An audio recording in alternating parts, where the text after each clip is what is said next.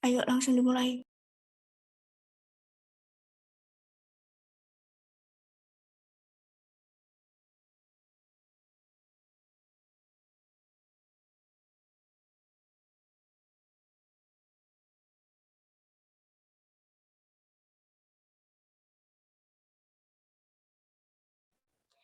Bismillahirrahmanirrahim. Assalamualaikum warahmatullahi wabarakatuh. Waalaikumsalam warahmatullahi Warahmatullahi wabarakatuh. Selamat siang Bapak Firman Setiawan SHIMEI yang saya hormati, selaku dosen pengampu dan juga teman-teman sekalian yang berbahagia. Kami dari kelompok 3 akan mempresentasikan hasil tugas kami untuk mata kuliah Teori Ekonomi Mikro dengan judul materi Mekanisme Pasar dan Teori Harga. Sebelumnya, saya di sini sebagai moderator akan memperkenalkan anggota kelompok saya diawali dengan diri saya sendiri. Perkenalkan, nama saya Septia Ayu Kurnia Chandra. Selanjutnya, rekan saya Muhammad Anwar dengan NIM akhir 024. Selanjutnya, rekan saya Nur Hasanah dengan NIM akhir 140. Dan yang terakhir, Zainab dengan NIM akhir 161. Untuk materi yang pertama, akan disampaikan oleh Muhammad Anwar. Kepada Muhammad Anwar, dipersilahkan. Baik, terima kasih. Di sini saya menjelaskan tentang pengertian mekanisme pasar. Mekanisme pasar merupakan suatu proses terjadinya interaksi antara permintaan dan penawaran yang akan menentukan tingkat harga, sehingga menjadi seimbang. Dalam kurung, jumlah yang ditawarkan sama dengan jumlah yang diminta. Mekanisme pasar juga dapat mendorong perkembangan perekonomian. Karena apa? Karena ia memiliki beberapa kebaikan. Di antaranya dapat memberikan informasi kepada pengusaha mengenai harga dan besarnya permintaan suatu barang, sehingga pengusaha dapat menentukan barang apa yang dapat diproduksi secara menguntungkan. Dan keadaan pasar yang terus-menerus mengalami perubahan dan meluas secara tidak langsung dapat memberi perangsang kepada pengusaha untuk mengembangkan kegiatan usaha yang dimiliki serta memperoleh keahlian modern dengan memanfaatkan teknologi-teknologi terbaru. Selain itu, mekanisme pasar memberikan kebebasan yang tinggi kepada masyarakat untuk melakukan kegiatan ekonomi. Namun, mekanisme pasar juga memiliki beberapa kelemahan. Di antaranya, kebebasan dalam melakukan kegiatan ekonomi yang tidak ada batasnya menyebabkan pengusaha yang besar mematikan usaha kecil. Dan kebebasan itu juga dapat menyebabkan perekonomian yang tidak stabil sehingga menimbulkan terjadinya inflasi. Menurut ekonomi kapitalis klasik, pasar memainkan peranan yang sangat penting dalam sistem perekonomian. Ekonomi kapitalis menghendaki pasar bebas untuk menyelesaikan permasalahan ekonomi, mulai dari produksi, konsumsi, sampai distribusi. Semboyan kapitalis adalah laissez-faire et laissez le monde faire du leur meme. Artinya biarkan ia berbuat dan biarkan ia berjalan. Dunia akan mengurus diri sendiri. Maksudnya, biarkan secara perekonomian berjalan dengan wajar tanpa investasi pemerintah. Nanti akan ada suatu tangan tak terlihat atau invisible hand yang akan membawa perekonomian tersebut ke arah equilibrium. Mekanisme pasar atau market mekanisme adalah kecenderungan di pasar bebas sehingga terjadi perubahan harga sampai pasar menjadi seimbang atau equilibrium, yakni sampai jumlah permintaan dan penawaran sama. Sekian dari saya kembalikan ke moderator. Terima kasih disampaikan. Untuk materi selanjutnya akan disampaikan oleh rekan saya Nur Hasanah. Kepada Nur Hasanah, dipersilahkan. Baik, terima kasih atas waktunya. Di sini saya akan menjelaskan yaitu tentang pembentukan harga dan keseimbangan pasar. Harga suatu barang ditentukan oleh permintaan dan penawaran barang tersebut. Oleh karena itu, untuk menganalisis mekanisme penentuan harga perlu dilakukan analisis permintaan dan penawaran terhadap suatu barang tertentu yang wujud di pasar.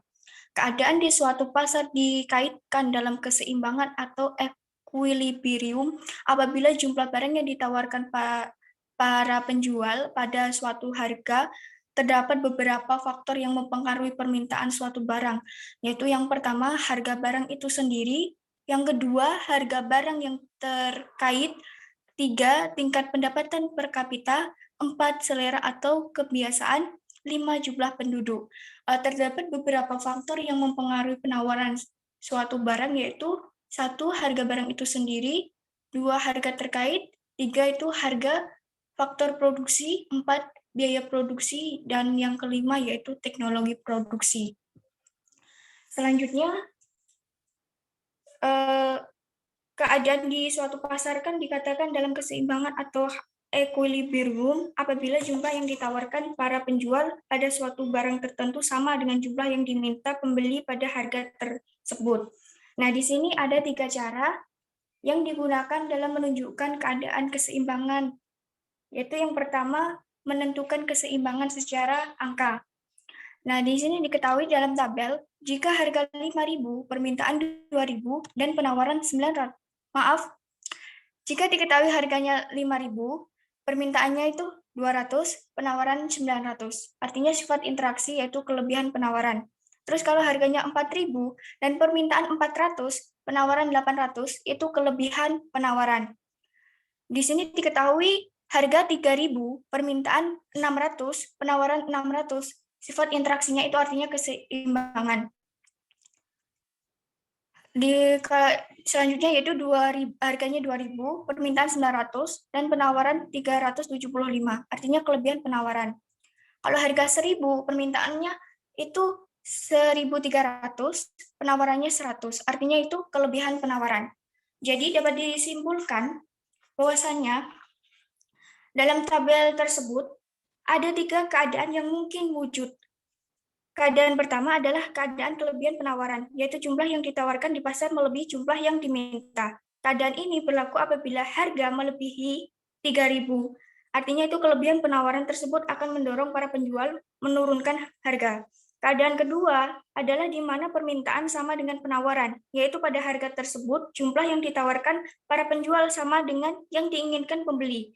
Keadaan ini berlaku apabila harga barang sebesar 3.000 sebanyak 600 barang yang diminta pembeli, dan penjual menawarkan jumlah yang sama.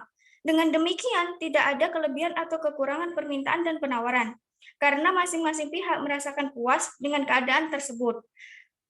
Tidak terdapat perubahan harga dan jumlah barang yang diinginkan diperjualbelikan, keadaan yang wujud tersebut yang kekal, dan dikenal sebagai keadaan keseimbangan.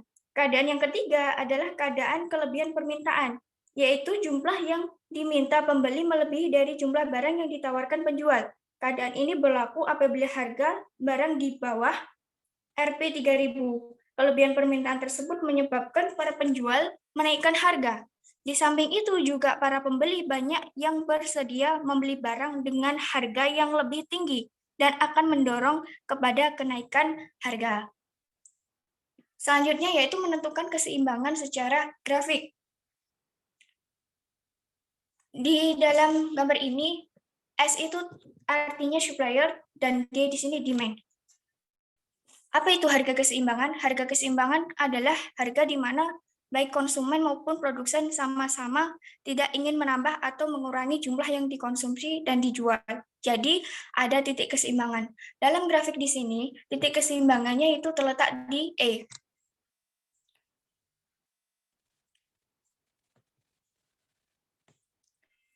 Nah, di kurva ini jadi titik ketemunya antara demand dan supplier atau permintaan dan penawaran itu di titik E. Yang ketiga yaitu menentukan keadaan keseimbangan secara matematik.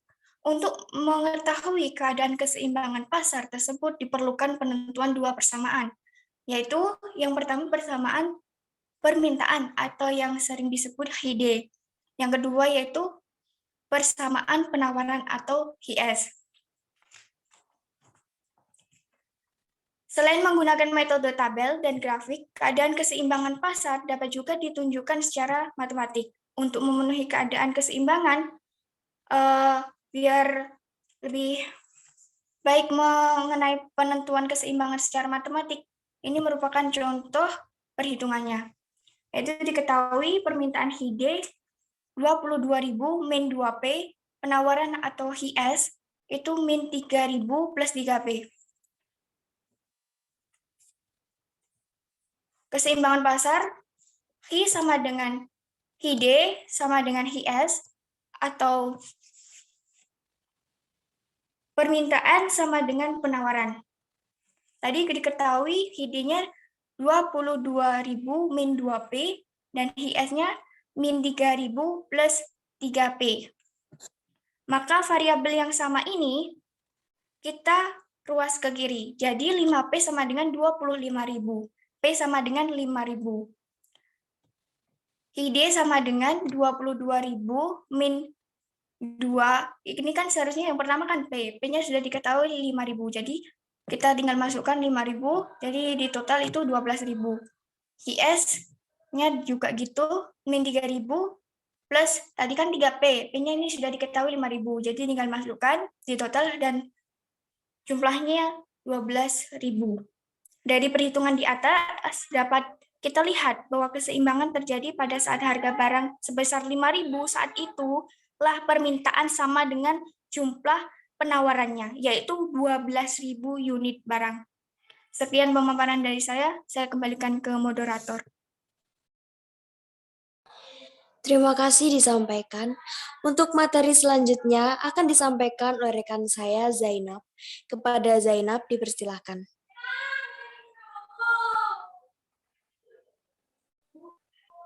Baik, terima kasih moderator. Baik, di sini saya akan menjelaskan tentang perubahan keseimbangan pasar. Perubahan keseimbangan pasar ada dua definisi. Yang pertama, harga equilibrium atau keseimbangan adalah harga kesepakatan yang terbentuk dari aktivitas tawar-menawar antara penjual dan pembeli. Kemudian terciptalah yang namanya harga keseimbangan pasar. Kemudian definisi yang kedua, keseimbangan pasar adalah harga yang terbentuk pada titik pertemuan kurva permintaan dan penawaran. Kemudian terdapat 4 kemungkinan pergeseran kurva permintaan dan penawaran. Yang pertama, permintaan bertambah atau kurva permintaan bergeser ke kanan. Yang B, permintaan berkurang atau kurva permintaan bergeser ke kiri. Penawaran bertambah atau kurva penawaran bergeser ke kanan. Kemudian yang D, penawaran berkurang atau kurva penawaran bergeser ke kiri. Pergeseran kurva tersebut dapat terjadi secara sendiri-sendiri atau serentak pada kurva permintaan dan penawaran. Sebagai contoh, 1, kurva permintaan bergeser ke kanan, kurva penawaran tetap. Yang kedua, kurva penawaran bergeser ke kanan, kurva permintaan tetap, atau kurva permintaan dan kurva penawaran secara serentak bergeser ke kanan. Kemudian contoh grafis dari permintaan bertambah. Nah, misalnya pada suatu saat pendapatan masyarakat meningkat. Peningkatan pendapatan masyarakat tersebut menyebabkan bertambahnya permintaan barang. Maka permintaan barang yang bertambah digambarkan oleh pergeseran kurva permintaan ke kanan, yaitu dari DD ke D1, D1. Namun pada saat yang sama, faktor-faktor yang berpengaruh terhadap penawaran tidak berubah, sehingga kurva penawaran tidak bergeser. Akibat dari pergeseran kurva permintaan tersebut, titik keseimbangan berpindah pada titik E ke E1. Perpindahan ini mengakibatkan kenaikan harga barang itu sendiri dari P menjadi P1 dan kenaikan jumlah barang yang diperjualbelikan dari Q menjadi Q1. Kemudian yang kedua, penawaran bertambah. Misalnya, suatu saat harga input menurun sehingga biaya produksi pada suatu perusahaan itu menjadi lebih rendah. Dikarenakan biaya produksi lebih rendah, maka perusahaan bisa memproduksi barang lebih banyak berarti penawaran barang bertambah. Dan penawaran barang bertambah digambarkan oleh pergeseran kurva penawaran ke kanan, yaitu dari SS ke S1.